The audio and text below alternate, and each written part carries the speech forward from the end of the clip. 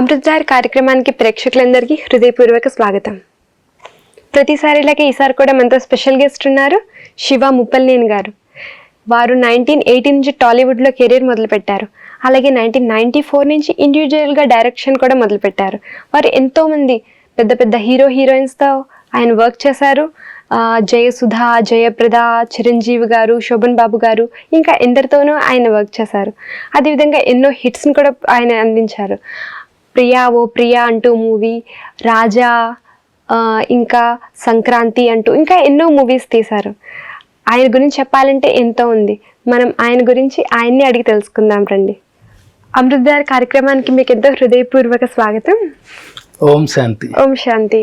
ఈ కార్యక్రమం ద్వారా నన్ను ఇంటర్వ్యూ చేయడానికి ఆహ్వానించిన బ్రహ్మకుమారీస్ అమృతధార కార్యక్రమానికి, అలాగే గాడ్లీవుడ్ స్టూడియో వారికి నా కృతజ్ఞతలు. మీరు మిమ్మల్ని ఇక్కడ ఉన్నందుకు మాకు కూడా ఎంతో ఫార్చునేట్ మేము. Thank you. అయితే మీరు ఈ లైఫ్లో ఈ మూవీ కెరియర్ని స్టార్ట్ చేశారు. ఇది ఎలా స్టార్ట్ చేశారు? మీరు చిన్నప్పటి నుంచి దీనిలోకి వెళ్ళాలని అనుకున్నారా, లేక ఏదైనా సిచ్యువేషన్స్ వల్ల మీరు ఈ కెరియర్ని స్టార్ట్ చేశారా? ఎలా మొదలుపెట్టారు అసలు? ఇది నాకే చాలా ఆశ్చర్యమైన మీరు అడిగిన క్వశ్చన్. ఎక్కడో మారుమూల విలేజ్లో, గుంటూరు జిల్లాలో, చుట్టూ వరద, చిన్న ద్వీపం లాగా ఉంటుంది మా ఊరు, కొండపాటూరు అని. నీరు తప్ప చుట్టూ నాకేమీ కనిపించేది కాదు చిన్నప్పుడు.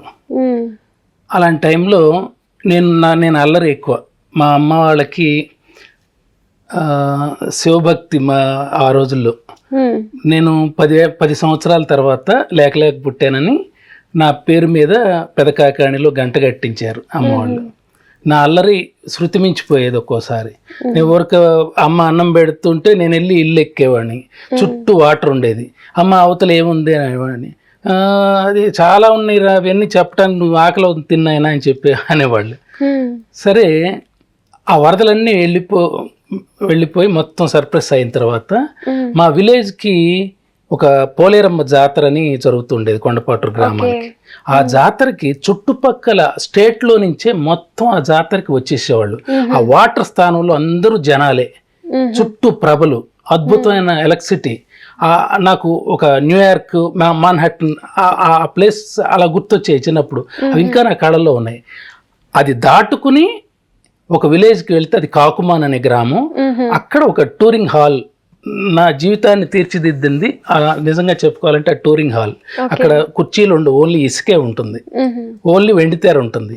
అక్కడ Bhakta Prahlada, Rojaramani, great artist in the childhood. ఆ అమ్మాయి ఫస్ట్ మూవీ అనుకుంటాను. అసలు అద్భుతమైన పర్ఫార్మెన్స్.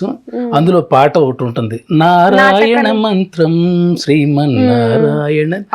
ఆ పాటతో అసలు పులకించిపోయాను ఆ ఏజ్లో. అక్కడి నుంచి సినిమా అంటే విపరీతమైన వ్యామోహం, ఫ్యాషన్. అది ఏ ఏజ్ అయి ఉంటుంది? అరౌండ్ 8 years, 9 years ఉంటుంది. ఇక అక్కడి నుంచి అక్కడ థియేటర్లో సినిమాలు ఆడుతుంటే ఆ సినిమాల తాలూకు పోస్టర్లని మా ఊరు శివాలయం మీద ఇలా గీసుకుని బొమ్మలు వేసేసి కింద డైరెక్టర్ స్థానంలో నా పేరు అప్పుడు శివప్రసాదరావు, శివ అని రాసుకునేవాడిని ఆ రోజుల్లో. ఆ పూజారులకి వాళ్ళందరికీ కోపం వచ్చి గోడలన్నీ పాడు చేస్తున్నాడు వీడని కంప్లైంట్ ఇచ్చేవాళ్ళు. అలా మొదలయ్యి ఇంటి తలుపులకి ఇలా కన్నాలు పెట్టేసేసి అందులోంచి లైట్ ఫోకస్ చేసి దానిలోంచి మిర్రర్కి నా పేరు రివర్స్ రాసుకుని సినిమాలాగా ప్రొజెక్ట్ చేసేవాడిని. అది అప్పట్లో అలా ఫ్యాషన్ అలా కంటిన్యూ అవుతూ ఉంది. అక్కడి నుంచి సిటీలు చూడటం మొదలుపెట్టా. విలేజ్ నుంచి సిటీలు అంటే మాకు దగ్గరలో బాపట్ల, చీరాల అన్ని రిలీజ్ పిక్చర్స్ ఆడుతుంది. అప్పుడు చూసిన సినిమాలండి జన్మధన్యం. భక్తి సినిమాలు కానివ్వండి, ఫ్యామిలీ డ్రామాలు కానివ్వండి, ఒక రకమైన పాజిటివ్ యాటిట్యూడ్ డెవలప్ అయింది. అంటే మొత్తం ఫ్యామిలీస్ అందరూ యునైటెడ్గా కలిసి చూసేటట్టుగా మొత్తం చూసి కళ్ళమ్మ నీళ్లు కార్చుకుని గుండెలు అవిసేలాగా ఏడ్ చేసి బయటకు వెళ్తూ ఉండేవాళ్ళు. పండంటి కాపురం కానివ్వండి, అల్లూరి సీతారామరాజు కానివ్వండి. అవి చూసినప్పుడు ఎలా ఉంటుంది చెప్పండి, చిన్న వయసులో ఆ ఇన్స్పిరేషన్ ఇలా చాలా ఎమోషనల్ ఫీల్ అయ్యే మూవీస్ లా ఉండేవి. ఎంత బాగున్నాయి అనుకునేవాడిని. కానీ నాకు ఆ స్టేజ్ ఎక్కడుంది? మా విలేజ్ నుంచి నేను వెళ్ళాలంటే చెన్నై దాదాపు 800 kilometers ఉంది. ఆ టైంలో నాకు నాకు పెయింటింగ్ అలవాటు అయింది కదా, గుళ్ళ మీద రంగులు వేయటం అట్లాంటివి. ఇక మోడర్న్ ఆర్ట్ ప్రిపేర్ చేసుకునేవాడిని. ఆ మోడర్న్ ఆర్ట్లో ఆ రోజుల్లో మాన్స్టర్స్ ఎమర్జెన్సీ అని ఇందిరాగాంధీ గారు ఎమర్జెన్సీని పెట్టింది. అవన్నీ బొమ్మలు వేసేసి మొత్తం మా స్కూల్లో ఒక టోటల్గా ఎగ్జిబిషన్స్ కండక్ట్ చేసేవాడిని. జనమంతా వాళ్ళకి అర్థం కాకపోయినా ఏదో నన్ను ప్రైజ్ చేసి వెళ్ళిపోతుంటే నాకు ఒక రకమైన ఫీలింగ్. నేను థియేటర్లో సినిమా చూసినప్పుడు నేనెంత ఫీల్ అయ్యాను, నన్ను వాళ్ళు ప్రైజ్ చేస్తుంటే నేను అంతగా ఫీల్ అయ్యేవాడిని. అయితే ఫస్ట్ టైం మీరు మూవీ ఫీల్డ్లోకి ఎలా ఎంటర్ అయ్యారు? నాకు ఫ్యాషన్ కంటిన్యూ అవుతా ఉంది. అసలు అందరు హీరోలు ఒక్కరని కాదు. చిరంజీవి గారు, అప్పటికి చిరంజీవి గారు నెగిటివ్ క్యారెక్టర్స్ చేసేవాళ్ళు, పున్నమి నాగు ఇవన్నీ. ఆ టైంలో నాకు ఒక గొప్ప ఆపర్చునిటీ ఏంటంటే ప్యూర్ పీస్ ఆఫ్ మైండ్ ఉండే ఒక ఫ్రెండ్ ఉన్నాడు. అతను అడ్వకేట్. అతను చెన్నైలో ప్రాక్టీస్ కోసం వెళ్తూ, నీలో ఒక ఆర్ట్ ఉంది, కాలేజ్ డేస్లో నీ పెయింటింగ్స్ అవన్నీ అందరు ప్రైజ్ చేస్తుంటే విన్నాను, నువ్వు తప్పకుండా డెవలప్ అవ్వాలంటే ఫీల్డ్ అదే అని చెప్పాడు. నాకు చాలా ఆనందం. నేను అలహాబాద్ వెళ్ళాను, ఇది అగ్రికల్చర్ బిఎస్సిలో చేరాలని. చీపో అన్నారు నాకు వచ్చిన మార్క్స్ చూసి. దాని తర్వాత సినిమా ఫీల్డ్కి వెళ్తే కరెక్ట్గా నాకు మొదలైపోయే సినిమా ఏంటంటే న్యాయం కావాలి. మద్రాస్ ఆంధ్ర క్లబ్లోకి వెళ్ళిన తర్వాత నాకు అనుకోకుండా అందరూ టక పరిచయం అయ్యారు. ఇక్కడ బ్రహ్మకుమారీస్లో ఇంతమంది గొప్ప వ్యక్తులు ఒకే రోజు వచ్చింది 2-3 రోజులైనా నాకు అందరూ చక్కగా పరిచయం అయ్యారు. ఆల్రెడీ వాళ్ళని ఎక్కడో చూసినట్టు ఒక గొప్ప ఫీలింగ్ అండి. అలాంటి ఫీలింగ్ అందరూ టక పరిచయమే నాకు హెల్ప్ చేసి 2 మూవీస్ ఉన్నాయి, నువ్వే సెలెక్ట్ చేసుకుంటావో చెప్పు, ఒక డైరెక్టర్ ది మూవీ, ఒక డైరెక్టర్ ది మూవీ, ఏ రెండిటికైనా ఈ 1 monthలో స్టార్ట్ అవబోతున్నాయి, రెండిట్లో చిరంజీవి గారే హీరో అన్నారు. ఆ ఛాయిసే గ్రేట్ అన్నమాట నా లైఫ్లో. గోల్డెన్ ఆపర్చునిటీ వచ్చిందా? ఒకటి శ్రీరస్తు శుభమస్తు చిరంజీవి గారే, ఇంకొకటి న్యాయం కావాలి. ఒక్కసారి 2 గురువుల్ని నేను చూసుకున్నాను. నాకు ఎందుకో నా మనస్తత్వానికి నాకు కోదండరామరెడ్డి గారు విపరీతంగా నచ్చారు. ఆయనకి అది 2nd మూవీ.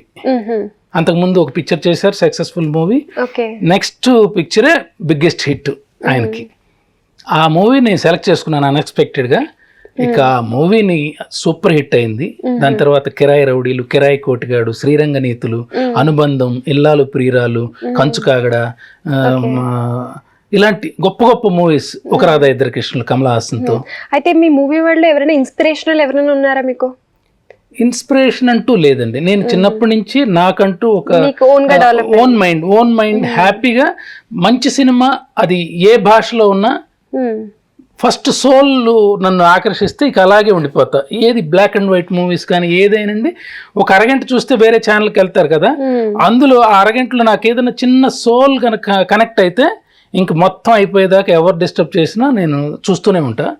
దానిలో ఉన్న మంచి పాయింట్స్ నోట్ చేసుకుంటా. ఎప్పుడైనా నాకు ఫర్దర్గా ఏదైనా థాట్స్ వచ్చినప్పుడు నేను ఇంప్రూవైజ్ చేసుకుని నా సినిమాల్లో పెట్టుకుంటా. ఎందుకంటే థాట్ ఈజ్ ఎవర్ గ్రీన్, ఎవరైనా చేసుకోవచ్చు.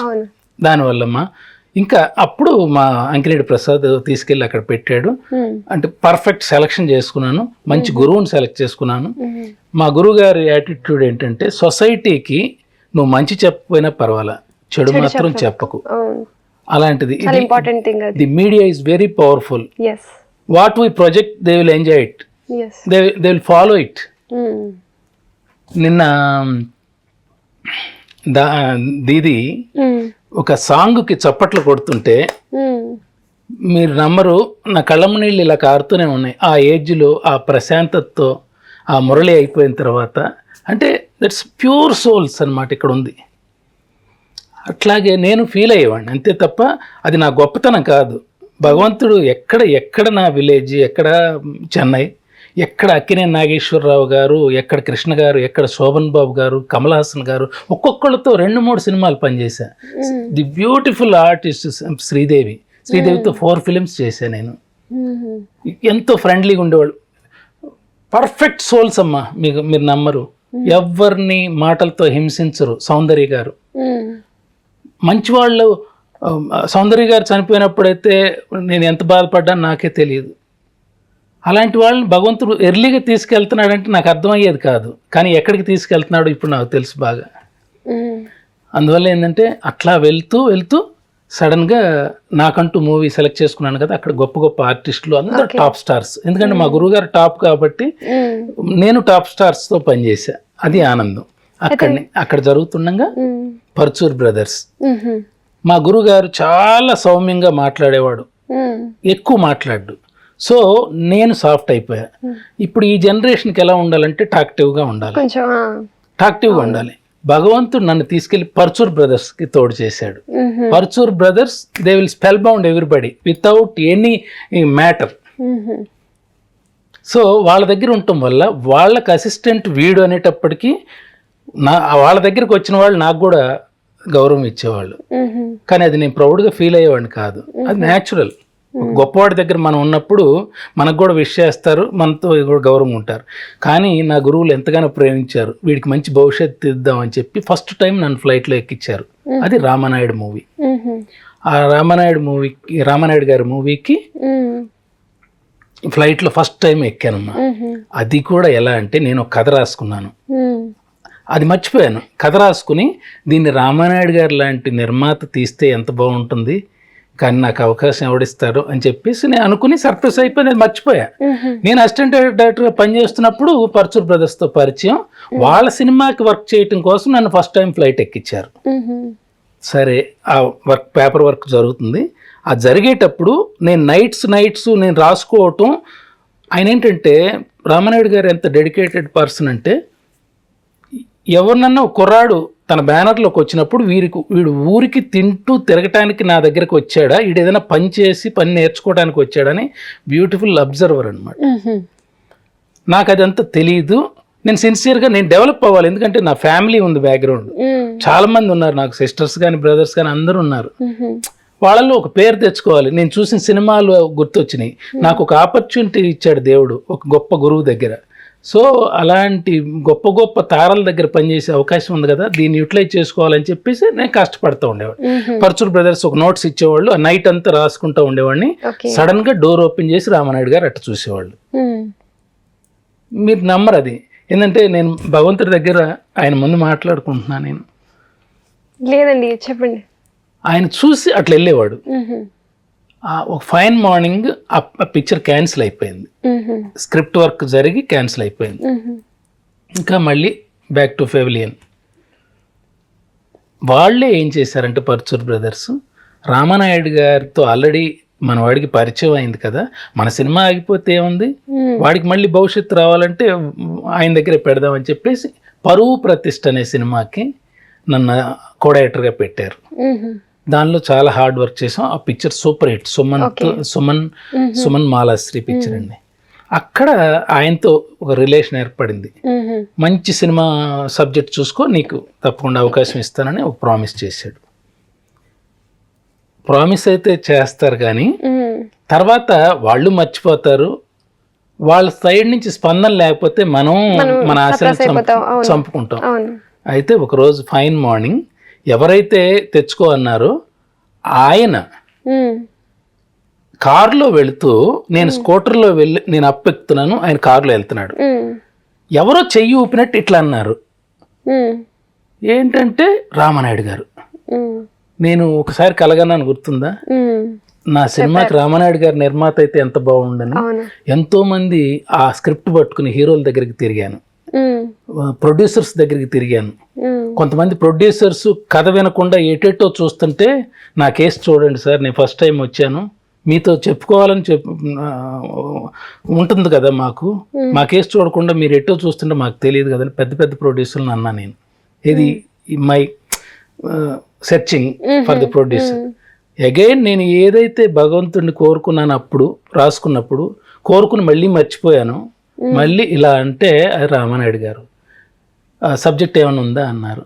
అంటే ఉంది సార్ అన్న, నేను స్టూడియోకి వెళ్ళి వస్తాను, నువ్వు రూమ్లో ఉండు అన్నాడు.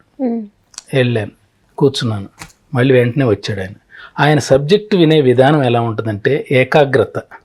ల్యాండ్ లైన్ కట్ చేస్తాడు, సెల్ ఫోన్స్ ఆఫ్ చేస్తాడు, ఎవడు టీ తీసుకురావటానికి కూడా లోపలికి రాకూడదు, మంచినీళ్ళు అక్కడ పెట్టి వెళ్ళమంటాడు, ఎదురుగా చూస్తాడు. ఎలా ఉంటుందో తెలుసండి, 85 సినిమాలు తీసిన biggest producer, proudful producer of Andhra Pradesh. ఆయన ఇలా చూసి ఎలాంటి స్మైలు ఉండదు. చెప్పు అన్నారు. 2.5 hours నేను సబ్జెక్ట్ చెప్తే ఇది వెంకటేష్కి బాగుంటుందని నా ముందే ఫోన్ చేశారు వెంకటేష్కి. వెంకటేష్ విను అన్నారు. సరే వాళ్ళు విన్నారు. విని ఒక బెటర్ సజెషన్ ఇచ్చారు వెంకటేష్ గారు. ఏంటంటే దిస్ ఇస్ ఎర్లీ న్యూ కమర్స్కి చాలా బాగుంటుంది ఇది, నేను ఆల్రెడీ ఎస్టాబ్లిష్డ్ కదా, ట్రై చేయి, నాన్నగారితోనే ట్రై చేయన్నాడు. అప్పుడు కరెక్ట్గా శ్రీకాంత్ విలన్స్ రోల్స్ చేస్తున్నాడు. ఇది ప్రెసెంట్ గారి అమ్మాయి, ఇట్లా విలన్ రోల్స్ చేస్తున్నాడు. ఒక సినిమా తమ్మారెడ్డి భరద్వాజ్ గారిది దొంగరాస్కెల్ అనే సినిమాలో వాడి గెటప్ టైటిల్స్లో ఒక ఇది చూశాను అనమాట. అది చూసి ఇతనే కానీ ఫిక్స్ అయిపోయి నాయుడు గారితో చెప్పాను. అంతా అయిపోయింది. కరెక్ట్గా మోనికా బేడిని నేనే ఆ ఛానల్స్లో చూసాను. ఓవర్ నైట్ ఛానల్స్లో మంచి మ్యూజికల్ ప్రోగ్రామ్స్ ఉంటాయి కదా, ఆ ప్రోగ్రాంలో డ్యాన్స్ చేస్తుంటే అచ్చం జయప్రద లాగా ఉంది అమ్మాయి అని చెప్పి అమ్మాయిని సెలెక్ట్ చేసుకున్నా. అలాగే సంగవి చెన్నై నుంచి శ్రీహరి గారు అప్పుడే ఎర్లీ డేస్ అయింది. శ్రీహరి గారిని మెయిన్ విలన్గా పెట్టుకుని బ్యూటిఫుల్గా స్టార్ట్ చేసాం. ఇక్కడ మీకు ఒకటి చెప్పాల్సింది ఏంటంటే చంద్రబోస్ అనే లిరిక్ రైటర్, మంచి సరస్వతి పుత్రుడు. అతను ఒక రోజు నా దగ్గరికి వచ్చాడు. నేను BE చదివాను, నాది నల్గొండ, మీకు అభ్యంతరం లేకపోతే ఒక్క పాట రాస్తాను సార్ అన్న. నువ్వు రాసుకున్న పాటల్లో ఇప్పుడు ఇండస్ట్రీలో కంటే కొత్తగా ఉంటేనే నువ్వు పైకి వస్తావు, నువ్వు రాసుకున్న పాటలు అయ్యో నువ్వు చెప్పు అని అన్నారు. అంటేను వినిపించాడు. ప్రతి పాట సరస్వతి ఉంది అతని పాటల్లో. మౌనంగానే ఎదగమని, మొక్క నీకు చెబుతుంది అన్నాడు కదా, అతనే. నా పిక్చర్లో నాకు నచ్చింది ఆ పాట. నాయుడు గారికి పరిచయం చేశాను. సరస్వతి ఉంది సార్, మనం చేస్తాం అంటే పాట వినిపించో అని వెంటనే అడ్వాన్స్ ఇచ్చాడు. ఇక దాంతో ఆయన పార్ట్ ఆ సినిమా వరకు అయిపోయినట్టు. మళ్ళీ నెక్స్ట్ పిక్చరు, ఈ పిక్చర్ ఆడితేనే కదా వాళ్ళకి భవిష్యత్తు. ఆయన వెళ్ళిపోయాడు. మంచు కొండల్లో చంద్రమ. ఆ పిక్చరు మొత్తం పూర్తి అయిపోయింది. ఈ పాట ఒక్కటే మిగిలిందమ్మా, మంచు కొండల్లో చంద్రమ. నేను డ్రీమ్ అనమాట. ఈ పాట సినిమాలో రెండో పాటగా వస్తుంది, ప్రేమికుల మధ్య వస్తుంది, ఆడియన్స్ని కట్టిపడేయాలనేది ఒక ఫీలింగ్ అనమాట. ఆ ఫీలింగ్తో ఆ మంచులో ప్లాన్ చేద్దామని కులు మనాలి వాళ్ళకి చెప్తే వాళ్ళు ఓకే రండి సార్ అని చెప్పి అన్నీ అరేంజ్ చేశారు. కానీ వాళ్ళకి తెలియంది ఏంటంటే నాకు కావాల్సింది ఏంటో వాళ్ళకి తెలియదు. నాకు మంచు కావాలి, వాళ్ళు బ్యూటిఫుల్ గ్రీన్ ల్యాండ్స్కేప్స్ ఇక్కడ ఉన్నాయి కదా అందుకని పిలిచామని వాళ్ళు అనుకుంటున్నారు. ఫ్లైట్లో వెళ్తుంటే చోటాకే నాయుడు కెమెరామెన్ చెప్పాడు, అయిపోయావు, కొత్త రైటర్ని పెట్టావు నువ్వు, ఇక్కడ మంచు లేదు అని అన్నాడు. ఫ్లైట్లోంచి చూస్తే అన్ని ఎండిపోయిన కొండలు, అంటే అన్సీజన్ ఎండిపోయి. నేను ఫస్ట్ టైం కదా కులు మనాలి లాంటి ప్లేస్లకు వెళ్ళటం. ఇంకా అక్కడికి ఇక బాధపడుతూ వెళ్ళాము, వర్క్ చేస్తున్నాము. బతిమలాడుతున్నా నేను కెమెరామెన్ ఈజ్ సీనియర్ దెన్ మీ. చోటా దెర్ ఈజ్ ఎ మంచు కొండల్లో చంద్రమ అనే పాట. ఆ పాటలో ఆ మంచు ఉన్న వరకు షూట్ చేస్తూ ఉండు నువ్వు, అంటే very bad climate, bad weather, bad this one, dusty snow, I can't do, will put the set in Hyderabad అన్నాడు. అంటే నేను బతిలాడాను. చోట పాపం కొత్త కుర్రాడు, వాడు రాశాడు ప్రాణం పెట్టి, మన దరిద్రం నా దరిద్రం ఇది, మంచు లేకపోవటం. రామనాయుడు గారు తలుచుకుంటే మంచు లేకపోవటం ఏంటి, నా దరిద్రమే, ఏదో కొంచెం అని రిక్వెస్ట్ చేస్తున్నా. ఇది ఇప్పటి వరకు రామనాయుడు గారికి కూడా తెలియదు. ఇది యూనిట్ మెంబర్స్కి జరిగిన, అది ఏదో క్యాజువల్గా జరిగింది అనుకో. ఇంత కథ వాళ్ళు కూడా ఇప్పుడు ఒకవేళ ఎవరైనా చూస్తే తెలుస్తుంది వాళ్ళకి. జాగో, అదే భాగో భాగో అని అరుస్తున్నారు. ఇది మిలిటరీ క్వార్టర్స్ అవుతుంది. ఆ ఎండిపోయిన కొండల్లో కొద్ది మంచుతో తీస్తుంటే ఎందుకు వాళ్ళు అరుస్తున్నారని అంటే, మీరు ఈ కొండల్లోంచి వచ్చారు కదా, అన్ని వెహికల్స్ వేసుకుని జనరేటర్లు వేసుకుని వచ్చారు కదా, మంచు తుఫాన్ రాబోతుంది, మీరు పారిపోతే మీకు వచ్చిన రోడ్డు మీద మంచు కవర్ అయిపోతుంది, ప్లీజ్ గో అవే అని చెప్పాను అన్నారు. అప్పుడు మేమంతా తెగించాం, ఒక పాట కోసం వచ్చాం. ఎందుకంటే కెమెరామెన్ కూడా బ్యూటిఫుల్గా తీసే కెమెరామెన్, కసి ఉన్న కెమెరామెన్, ఎక్కడైనా సరే ఆర్టిస్టులు దింపమంటే దింపుతాడు అనమాట. సో మేము ఇక్కడ చేస్తాం, ఇక్కడే తీస్తాం అని చెప్తే అది పడుతుంటే ఎవ్వరు మానవుడనే వాడు తాకని మంచు అది చక్కటి దూది పింజల్ లాంటిది పడుతుంది, మా కళ్ళ ముందే తెల్లగా పరుచుకుపోయిందమ్మా. అది శక్తి కాదా? మంచి వాళ్ళకి అన్ని మంచి జరుగుతాయని అంటారు కదా. అది అది మనసులో పడే బాధ, ఆ బాధకు భగవంతుడు సహకరిస్తాడు. అప్పటి నుంచి నాకు శక్తి అనుభవాలు, ఆయన ఎవరో తెలియదు నాకు, ప్రతి క్షణం బ్యూటిఫుల్ హెల్ప్ చేస్తాడు. అలా తాజ్మహల్ సూపర్ హిట్. ఇప్పటిదాకా తీసిన మూవీస్ లో మీకు అన్నిటికంటే చాలా ఎఫెక్టివ్ గా ఏ మూవీ అనిపించింది, అంటే మీకు మనసుకి హత్తుకున్నది? Only one, Raja is pure heartful movie. తర్వాత నా next best Taj Mahal and Sankranti is love your family, total united family feel. అది 2005 బిగ్గెస్ట్ కమర్షియల్ హిట్. అందువల్ల cinema career I am very happy. 19 films direct చేశాను, 22 ఫిలిమ్స్కి అసోసియేట్గా, అసిస్టెంట్గా, అప్రెంటిస్గా వర్క్ చేశాను. మోర్ దెన్ 40 మూవీస్కి నేను పనిచేశాను కష్టపడి. ఇంకా మీ పర్సనల్ లైఫ్లో మీ హాబీస్ ఏంటి, మీరు స్పెషల్ ఇంట్రెస్ట్ ఏంటి మీకు? Reading books. Okay. Swami Vivekananda, that his guru. Okay. Ramakrishna Paramahamsa. 2 volumes of that book. I weep every day. గురు భక్తి. ఓకే. మీ మూవీస్లో మీరు స్పిరిచువాలిటీని ఎంతవరకు ఇంపార్టెన్స్ ఇచ్చేవారు? దాని ప్రాధాన్యత ఏదైనా ఉండేదా? అంటే ఏదైనా థీమ్ మీద మీరు మూవీస్ వర్క్ చేసేవారా? నా మూవీస్లో మీరు వాచ్ చేస్తేనమ్మా, life is beautiful if only the heart is beautiful అనేది ప్రతి మూవీలో ఉంటుంది. ఎందుకంటే ఎవరిని హింసించదు నా మూవీ. ఫస్ట్ సినిమా లేకపోతే హ్యాపీగా ఉంటా, హ్యాపీగా అందరు అంటారు ఏది ఖాళీగా తిరుగుతున్నావు అంటారు. భగవంతుడు ఇవ్వలేదురా, హ్యాపీగా ఉంటాను నేను. ఎందుకంటే నేను విలేజ్ నుంచి వచ్చా అనుకునేవాడిని. ఒకరోజు సడన్గా నేను చెప్పాను కదా, నాకు ఒక శక్తి ఏదో వర్క్ చేస్తుంది, హెల్ప్ చేస్తుందని. దానికి రూపం అయితే తెలియదు నాకు. తెలియక కన్ఫ్యూజన్లో అందరు గాడ్స్కి ఎక్కువసేపు పూజలు చేసేవాడిని. అందరికీ. క్రిస్టియానిటీలో ఎవరన్నా వర్క్ చేసినప్పుడు నాకు కళ్ళం నీళ్ళు వచ్చేసాయి, యేసుక్రీస్తు ఎంత బాగా చూశాడని. అలాగే ఒక ముస్లిం నా బ్రదర్ డాటర్ మ్యారేజ్కి హెల్ప్ చేశాడు. నా నైట్ అంతా ఏడ్చాను, అలా నాకు హెల్ప్ చేశాడు. ఫైనల్గా 2 years నుంచి నాకు మూవీ లేదు. మా చెల్లెలు అన్నయ్య భవ భయ ఖేద చిదే వందే అనుకో, అది ఈశ్వరుడు నామం అని చెప్పేసి అమెరికా వెళ్ళిపోయింది. అప్పటి నుంచి హ్యాపీగా నేను చేసుకుంటున్నాను. నాకు ఎలాంటి రిగ్రెట్స్ లేవు. I'm very happy. One fine morning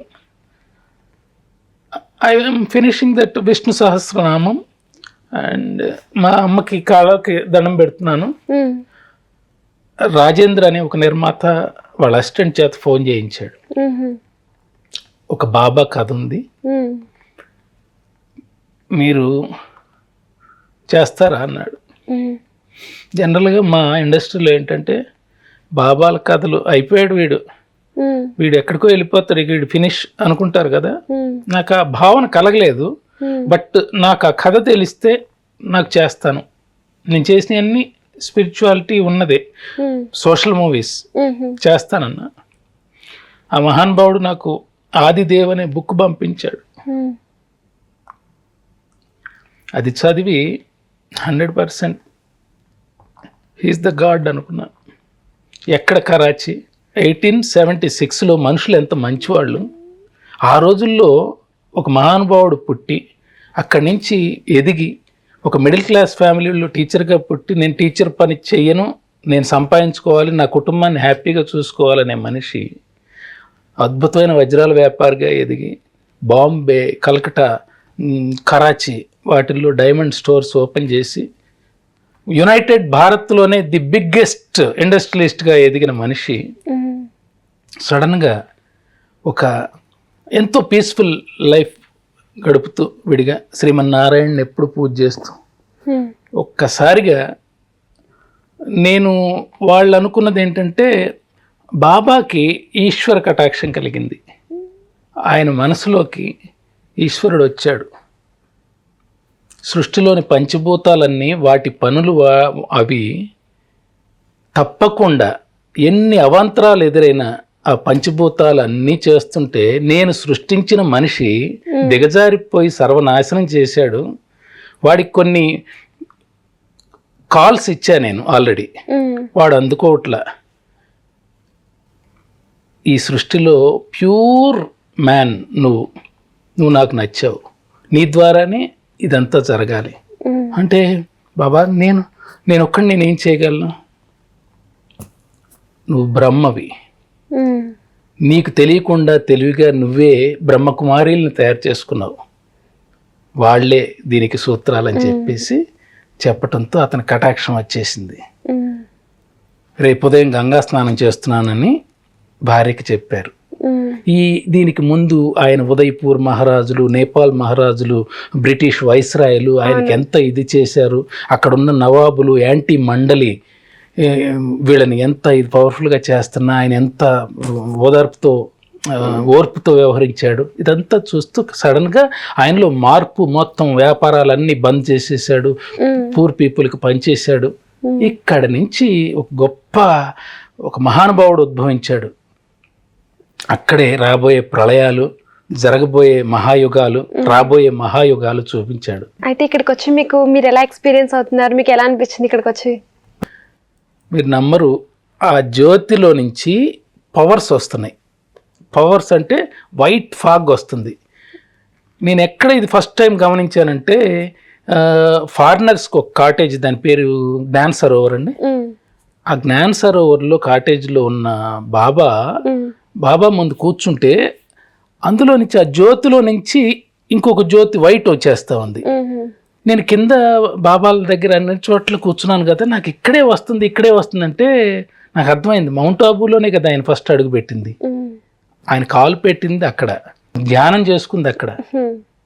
అందువల్ల ఇది గొప్ప ప్లేసు. మానవుడు అనేవాడు తరించటానికి ఇంతకు మించిన ప్లేస్ లేదు. 100% ఆత్మసాక్షిగా చెప్తున్నా. I'm pure hearted, I'm believe God is here only. Okay, చాలా మంచిగా అనిపించిందండి మీరు ఎక్స్పీరియన్స్. ఓం శాంతి. ఓం శాంతి. ధన్యవాదం. మీరు మీ సమయాన్ని కేటాయించినందుకు ఇంత హృదయపూర్వక ధన్యవాదాలు. విన్నారు కదా, మనం వింటూ ఉంటాం, కృషి చేస్తే మనుషులు ఋషులు అవుతారు, మహాపురుషులు అవుతారని. అదే మనం ప్రాక్టికల్గా ముందు చూసాం. మనం శివగారి లైఫ్ జర్నీ, ఎక్స్పీరియన్సెస్ అన్నీ విన్నాం. ఆయన మధువానికి వచ్చి, మౌంట్ ఆబూకి వచ్చి ఆయన ఎక్స్పీరియన్సెస్ ఏంటి అని కూడా విన్నాం మనం. ఇలాగే నెక్స్ట్ ఎపిసోడ్లో మరికొద్దిమంది మహా వ్యక్తులతో కలుద్దాము. అప్పటి వరకు సెలవు. ఓం శాంతి.